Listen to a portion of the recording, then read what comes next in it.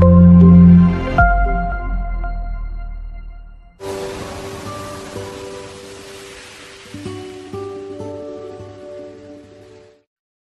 वालेकुम स्टूडेंट्स। तो अब इस लेक्चर से इस वीडियो से हम बात को स्टार्ट करने जा रहे हैं। अकाउंटिंग के बाकायदा कोर्स का आगाज करने जा रहे हैं। अकाउंटिंग में हम सबसे पहले जो डिस्कस करेंगे, जैसा कि मैंने आप लोगों को कोर्स स्ट्रेटजी में ये बात बताई थी कि हम सबसे पहले बात करेंगे अकाउंटिंग के हवाले से कि अकाउंटिंग बेसिकली क्या है और इसमें हमने क्या क्या काम करने हैं। जब आप लोग ये समझ जाएंगे कि अकाउंटिंग क्या है और उसमें हमने क्या करना है, तो आगे आपके लिए अकाउंटिंग करना आसान हो जाएगी। अच्छा जी, हमने यहां पर जो वो अकाउंटिंग की डेफिनेशन लिखी है, ये डेफिनेशन अगर मैं रीड करूं तो क्या है भाई? Accounting is an art of recording, classifying, summarising and reporting financial information of the organisation. यानी कि यहां पर जो सबसे अहम बात है, सबसे अहम बात वो ये है कि आपने जो अकाउंटिंग परफॉर्म करनी है वो किसी ना किसकी होगी? ऑर्गेनाइजेशन की होगी। अब जब हम ऑर्गेनाइजेशन की बात करते हैं तो हमारे पास ऑर्गेनाइजेशन आमतौर पे दो तरह की होती हैं, एक बिजनेस ऑर्गेनाइजेशन और दूसरी होती है हमारे पास नॉन बिजनेस ऑर्गेनाइजेशंस। हम ये कहते हैं कि भाई बिजनेस ऑर्गेनाइजेशंस जो हैं वो बिजनेस ऑर्गेनाइजेशंस से क्या मुराद है? ये वो ऑर्गेनाइजेशंस होंगी जिनका मकसद क्या होता है? जिनका मकसद होता है अर्निंग यानी प्रॉफिट्स कमाना। और जो नॉन बिजनेस ऑर्गेनाइजेशंस होती हैं उनका अल्टीमेट गोल प्रॉफिट कमाना नहीं, बल्कि क्या करना? लोगों की फलाह करना, उनको क्या करना? उनकी वेलफेयर के लिए काम करना। तो ये मोटिव होता है किसका? नॉन प्रॉफिट ऑर्गेनाइजेशंस का। और प्रॉफिट ऑर्गेनाइजेशंस का जो गोल होता है, अल्टीमेट गोल होता है, वो क्या है भाई? बिजनेस में क्या करना? प्रॉफिट्स कमाना। ठीक है, तो ये तो एक मेजर डिफरेंस हो गया। यानी वो ऑर्गेनाइजेशन जो प्रॉफिट के मकसद के लिए काम करती है बिजनेस ऑर्गेनाइजेशंस कहलाती हैं, और जो प्रॉफिट के मकसद के लिए नहीं बल्कि लोगों की वेलफेयर के लिए काम करती हैं वो नॉन बिजनेस ऑर्गेनाइजेशंस कहलाती हैं। ठीक है, तो हमने दोनों ही ऑर्गेनाइजेशंस की अकाउंटिंग करनी है। हमने ऐसा नहीं कि नॉन बिजनेस ऑर्गेनाइजेशन की अकाउंटिंग हम नहीं करेंगे, हम वो भी करते हैं, राइट। लेकिन हमारे पास जो फर्स्ट ईयर का हमारा जो कोर्स है वो खास तौर पे उसमें हम सिर्फ और सिर्फ बात करेंगे बिजनेस ऑर्गेनाइजेशंस की, यानी वो ऑर्गेनाइजेशंस जिनका मकसद प्रॉफिट अर्न करना है, यानी प्रॉफिट मेकिंग ऑर्गेनाइजेशंस की बात करेंगे हम। देखिए, अच्छा, प्रॉफिट मेकिंग ऑर्गेनाइजेशन का मतलब ये नहीं कि जो प्रॉफिट्स कमा रही है सिर्फ उन्हीं की बात करेंगे, लॉसेस भी अगर होंगे, ठीक है, तो वो भी बेसिकली किस में आता है? वो अल्टीमेट आएगा आपके पास बिजनेस ऑर्गेनाइजेशंस में। ठीक है, तो हमने ओवरऑल जो बात करनी है वो बिजनेस ऑर्गेनाइजेशंस की बात करनी है। अब अगर मैं ये देखूं कि वहां पर एक बात लिखी हुई है अकाउंटिंग इज एन आर्ट, तो यकीनन ये एक आर्ट है, क्योंकि यहां पे डिफरेंट सिस्टम्स हैं, मेथड्स हैं, टेक्निक्स हैं। उन सिस्टम को हमने समझना है, उन मेथड्स को हमने समझना है, उन टेक्निक्स को हमने अंडरस्टैंड करना है कि बेसिकली ये आर्ट किन चीजों का है। ये आर्ट है सबसे पहले रिकॉर्डिंग का। तो रिकॉर्डिंग में हमने क्या काम करना है? हमने क्या करना है? देखिए, रिकॉर्ड से क्या मुराद है? रिकॉर्ड का मतलब है किसी भी चीज को क्या कर लेना? अपने पास सेव कर लेना। जस्ट लाइक मेरा ये लेक्चर इस वक्त क्या हो रहा है? रिकॉर्ड हो रहा है और ये क्या हो जाएगा? सेव हो जाएगा। तो इसी तरीके से हम क्या करते हैं? अकाउंटिंग की जो पहली रिक्वायरमेंट है, सबसे पहली रिक्वायरमेंट क्या है कि जो भी एक्टिविटीज परफॉर्म हो रही हैं, जो भी बिजनेस ट्रांजैक्शंस हो रही हैं, बिजनेस ट्रांजैक्शंस का मतलब ही क्या है? Business activities. कारोबार में मुख्तलिफ किस्म की एक्टिविटीज होती हैं। मिसाल के तौर पे अगर मैं ये कहता हूं कि मैंने एक शॉप ओपन की, अब वो शॉप मेरा क्या है? बिजनेस है। और मैंने शॉप क्यों ओपन की? यकीनन मुझे प्रॉफिट चाहिए, मुझे अर्निंग करनी है। तो अब इस शॉप में मुख्तलिफ किस्म की एक्टिविटीज होंगी। मैं माल खरीदूंगा, मतलब जिस चीज की मैंने दुकान खोली है। मिसाल के तौर पे अगर मैं जनरल स्टोर की बात करता हूं तो आटा, दालें, चीनी, ठीक है, टूथपेस्ट, साबुन, सर्फ, ये सारी चीजें मैं क्या करूंगा? वहां पर पहले उनको खरीदूंगा और फिर क्या करूंगा? उनको मार्केट में अपने कस्टमर्स को क्या करूंगा? बेचूंगा। तो ये क्या है? बेसिकली मर्चेंडाइज, यानी माल जो मैं ये खरीद रहा हूं, ये क्या है? ये एक बिजनेस एक्टिविटी है, ये एक बिजनेस ट्रांजैक्शन है। इसी तरीके से मैं माल बेचूंगा, ये भी क्या है? एक बिजनेस एक्टिविटी, ट्रांजैक्शन है। फिर लाजमी सी बात है कि मेरे पास हर महीने बिजली का बिल भी आएगा, क्योंकि मैंने बिजली का कनेक्शन तो लूंगा ना। अब उसके बाद क्या है भाई? हर महीने क्या करूंगा? मैं टेलीफोन अगर लगवाया हुआ है तो टेलीफोन का बिल पे करूंगा। इंटरनेट कनेक्शन अगर मैंने अपने पास लगवाया हुआ है तो उसका भी बिल पे करूंगा। अब इसके साथ साथ और क्या होगा? मैंने 2 3 4 लोग अपने पास काम करने के लिए भी रख लिए, तो उनको क्या करूंगा? सैलरी भी दूंगा। तो ये सारी, अगर दुकान रेंट पर ली है मैंने, तो हर महीने उसका रेंट भी पे करूंगा। तो ये सारी की सारी बिजनेस एक्टिविटीज, मैंने आपसे कहा था कि हम आसान से आसान तरीकों से बात को समझने की कोशिश करेंगे। तो ये सारी बिजनेस एक्टिविटीज, ये सारी बिजनेस की ट्रांजैक्शंस मुझे क्या करना है? हर डेट पर, जिस डेट पर वो एक्टिविटी, जिस डेट पर वो ट्रांजैक्शन परफॉर्म की गई, मुझे उस डेट के ऊपर उसको क्या करना होगा, रिकॉर्ड करना होगा। अब जब रिकॉर्ड करना होगा तो वहां पर हमारे पास एक सिस्टम होता है जिसे हम कहते हैं डबल एंट्री सिस्टम।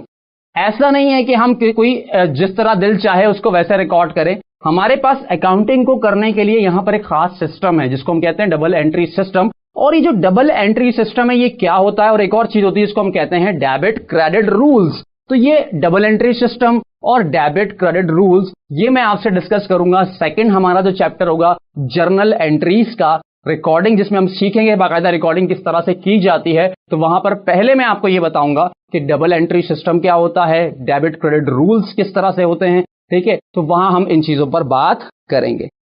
ठीक है भाई, यहां तक बात क्लियर होती है। तो रिकॉर्ड करना है, यानी ये एक आर्ट क्यों कहा गया इसको रिकॉर्ड करने का, क्योंकि एक सिस्टम में इसको रिकॉर्ड करना है। तो आर्ट क्या है, बेसिकली उस सिस्टम को, उस आर्ट को, उस फन को हमने सीखना है कि किस तरह से रिकॉर्डिंग की जाएगी। ठीक है भाई, फिर हमने क्या करना है भाई, क्लासिफाइंग। ये क्लासिफाई करने का आर्ट है, ये समराइज करने का आर्ट है।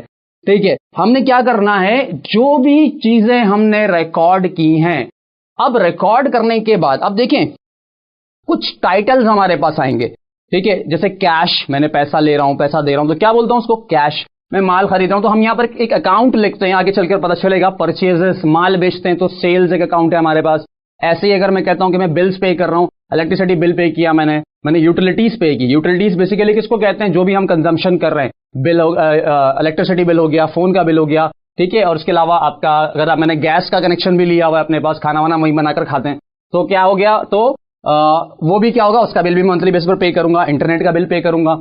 ठीक है, तो ये सारी क्या है, यूटिलिटीज कहलाती हैं। तो ये यूटिलिटीज के को भी मैं क्या करूंगा, अपने पास रिकॉर्ड करता हुआ जाऊंगा।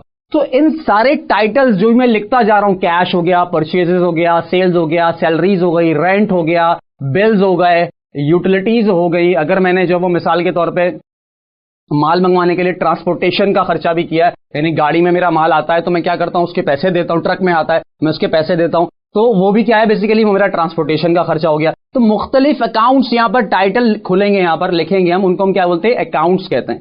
यानी अगर मैंने लिखा कैश, तो ये कैश जो टाइटल जिस नाम से लिख रहा हूं इसको मैं क्या बोलूंगा, अकाउंट बोलूंगा। फिर मैंने बैंक में अकाउंट खुलवाया, देखिए लफ्ज इस्तेमाल कर रहा हूं, बैंक अकाउंट। ठीक है, तो बैंक के नाम से एक अकाउंट खोलूंगा। एचबीएल में अकाउंट खुलवाया तो उसको एचबीएल के नाम से लिख दूंगा। मैंने एमसीबी में अकाउंट खुलवाया तो उसको एमसीबी के नाम से लिख दूंगा। तो ये क्या कर रहा हूं, बेसिकली मैं अकाउंट्स खोल रहा हूं। फिर मेरे बहुत सारे कस्टमर्स होंगे जिनको माल बेच रहा हूं, कामरान, शकील, जावेद। तो मुख्तलिफ कस्टमर्स के नाम से अपने पास रिकॉर्डिंग करूंगा, तो जिस नाम से उसको लिखता जाऊंगा वो क्या होगा, मेरे पास अकाउंट होंगे। ठीक है, तो ये अकाउंट्स मुख्तलिफ किस्म के होंगे, जो हमने अभी इसके फौरन बाद उनको डिस्कस करना शुरू करना है, जिसको हम कहते हैं हेड ऑफ अकाउंट्स, यानी assets, expenses, revenues, liabilities, owners equity. ये डिफरेंट अकाउंट्स होंगे जिनको हम रोजाना की बुनियाद पर क्या करेंगे, रिकॉर्ड करेंगे। और रिकॉर्ड करने के बाद फिर उनको क्या करना है, हमने क्लासिफाई करना है, मतलब सेपरेट करना है, अलग अलग करना है हमने उनको।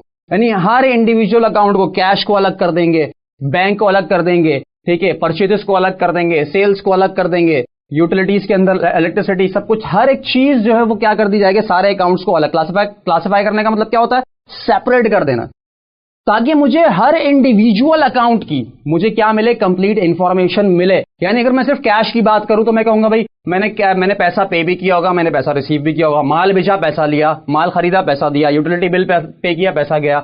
ठीक है, इसके अलावा मैंने कुछ काम करवाया किसी से, उसको कमीशन पे किया। मतलब मुख्तलिफ एक्टिविटीज के अंदर पैसा आया भी होगा और पैसा यानी कैश पे भी किया होगा। तो फाइनली जब मैं सिर्फ कैश को फोकस करके बात करूंगा, तो अब मैं क्या कर रहा हूं, बेसिकली उस कैश की सारी एक्टिविटीज को एक जगह ले आया, समराइज कर दिया मैंने उसको, और एक जगह लाकर मैंने फाइनली ये देखा कि कितना पैसा, अगर मैं पूरे मंथ की बात कर रहा हूं तो पूरे मंथ में कितना पैसा आया और कितना पैसा कारोबार से चला गया। तो अब मेरे पास जब महीना खत्म हुआ तो मेरे पास अब कितना कैश का बैलेंस मौजूद है। ठीक है, आसान चीज है, रिलैक्स होकर पढ़ना है, एक एक बात को, कॉन्सेप्ट उसका समझना है, प्रॉब्लम नहीं होगी आपको। ठीक है, तो अब ये सारी चीजें करने के बाद ऐसे ही बिजनेस के बहुत सारे एक्सपेंसेस होंगे जिनको हम खर्चे कहते हैं। बिजनेस में हमने क्या कमाई होगी, इनकम्स कमाई होगी, रेवेन्यू जिसको हम कहते हैं। ठीक है, आगे चल के अभी जो हमारा सेकंड फेज है, इसके फौरन बाद जो अगले लेक्चर स्टार्ट होंगे हमारे पास नेक्स्ट वीडियोस के अंदर, हम बात करेंगे किसके हवाले से कि एसेट्स क्या हैं, बेसिकली एक्सपेंसेस किसको कहेंगे, रेवेन्यू किसको कहेंगे, लाइबिलिटीज किसको कहेंगे, ओनर्स इक्विटी किसको कहेंगे। ठीक, तो जब हमने क्लासिफाई कर दिया, अलग अलग कर दिया, फिर हर अकाउंट को समराइज कर दिया, उसका फाइनल बैलेंस जान लिया हमने। तो अब मेरा मकसद क्या है, अब अगली बात क्या कह रहा है कि रिपोर्टिंग फाइनेंशियल इंफॉर्मेशन।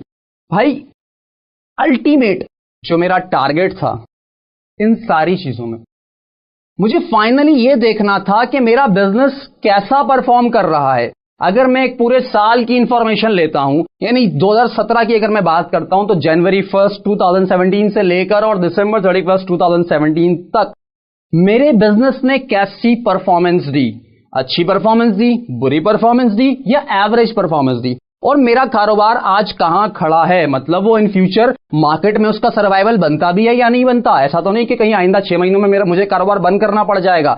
तो ये सारी इंफॉर्मेशन मुझे इस पूरे प्रोसेस से ही मिल सकती है कि बेसिकली मेरे बिजनेस की परफॉर्मेंस कैसी है और मेरे बिजनेस की पोजीशन यानी फाइनेंशियल पोजीशन क्या है। तो इसको हम क्या करते हैं, रिपोर्ट्स की शक्ल में बना लेते हैं एंड में। लेकिन अगर मैं ये काम पहले नहीं करूंगा, रिकॉर्डिंग नहीं करूंगा, क्लासिफिकेशन नहीं करूंगा, समराइज नहीं करूंगा अपने डेटा को, तो फाइनली मेरे पास ये रिपोर्ट्स बनाना मेरे लिए यकीनन एक मुश्किल अमल होगा। तो अगर मैं ये काम डेट वाइज करता हुआ चलूंगा और फिर फाइनल स्टेज पर पहुंचते हुए जब मैं रिपोर्ट्स बनाऊंगा, तो वो रिपोर्ट्स बनाना क्या होगी मेरे लिए आसान, क्योंकि मेरे पास हर एक चीज की इंफॉर्मेशन मौजूद होगी। अब उस इंफॉर्मेशन को, उस फाइनेंशियल इंफॉर्मेशन को हम क्या करते हैं, रिपोर्ट्स की शक्ल में ले आते हैं और उनको हम कहते हैं फाइनेंशियल स्टेटमेंट्स। और यहां फर्स्ट ईयर लेवल पर बेटा आपने 2 स्टेटमेंट्स पढ़ने हैं, जिनका नाम है, बता देता हूं, प्रॉफिट और लॉस स्टेटमेंट यानी इनकम स्टेटमेंट, और दूसरा आपने बैलेंस शीट यानी स्टेटमेंट ऑफ फाइनेंशियल पोजीशन। इन नामों से घबराना नहीं, आगे आएगा, ये सब डिस्कस करेंगे।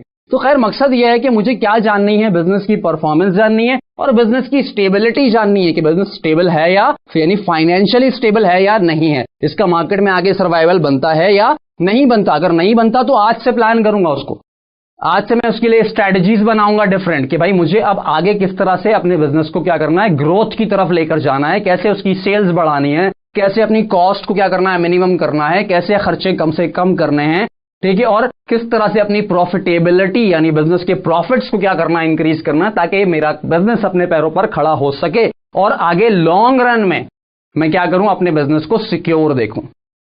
तो इसका मतलब कि अकाउंटिंग के हवाले से जो हमने ये जो डिस्कस किया है, बहुत इंपॉर्टेंट पॉइंट्स हैं। अगर हम इन सारी बातों को दिमाग में रखते हुए आइंदा अकाउंटिंग करेंगे तो हर एक चीज हमारे सामने बिल्कुल क्रिस्टल क्लियर रहेगी। ठीक है, तो ये था हमारा एक छोटा सा डिस्कशन अकाउंटिंग पर। देखें, सिर्फ मैंने आपको ये नहीं बताया, डेफिनेशन पढ़कर नहीं बता दी बेटा ये करना ये करना ये करना। हमने हर एक चीज की डिटेल में बात, हर चीज पर डिटेल में बात की है कि बेसिकली क्या करना है। तो एक बात समझ आई कि सर अगर हम इसको स्टेप्स में तोड़ दें, तो आपने कहा भाई सबसे पहला काम तो मुझे रिकॉर्डिंग करना है, मुझे रिकॉर्ड करना है, अपने पास रिकॉर्ड्स मेंटेन करना है, फिर क्लासिफाई करना है, अकाउंट्स को अलग अलग करना है, फिर बिजनेस के प्रॉफिट और लॉसेस देखने, बिजनेस को आया प्रॉफिट हुआ या लॉस हुआ, फिर मुझे बिजनेस की फाइनेंशियल पोजीशन को देखना है। तो ये सारा काम क्या कहलाता है, अकाउंटिंग कहलाता है। ठीक है, अब हमने बाकायदा फर्स्ट जो हमारा चैप्टर होगा उसको हम डिस्कस करेंगे और वहां पर इब्तिदा क्या होगी, रिकॉर्डिंग से होगी। और रिकॉर्डिंग में अभी हम रिकॉर्डिंग नहीं सीख रहे, रिकॉर्डिंग से पहले कुछ चीजें जो समझना बहुत जरूरी है, जिनको मैंने कहा हेड ऑफ अकाउंट्स। ठीक है, तो अगला जो हमारा लेक्चर होगा वो हेड ऑफ अकाउंट्स पर होगा और उसमें हम सबसे पहले बात करेंगे एसेट्स के ऊपर के एसेट्स क्या होते हैं। तो मिलते हैं आपसे अगले लेक्चर में और अगले लेक्चर में हम करते हैं मजीद डिस्कशन। अल्लाह हाफिज।